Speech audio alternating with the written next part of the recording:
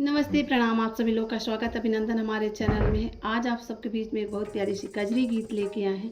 गीत आप सबको पसंद आती है तो प्लीज़ वीडियो को लाइक, सब्सक्राइब एंड शेयर करें और अपना प्यार दुलार स्नेह दीजिए। यही उम्मीद आप लोगों से करती हूँ। प्रेम से बोलिए जय माता दी। तोहरे घरवा में गए नजराए पिया, हमादा झराए पिया ना। तोहरे घरवा में गए नजराए पिया, हमादा झराए पिया ना। तोहरे घरवा में गए नजराए पिया, हमादा झराए पिया ना।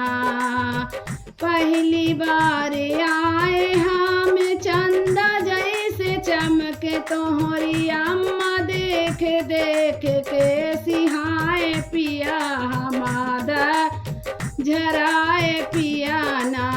तोहरी अम्मा देख देख के सिहाए पिया, हमादा झराए पिया ना। तोहरी घरवा में गए नजराए पिया, हमादा झराए पिया ना। तोहरी घरवा में गए हम सिहाए पिया।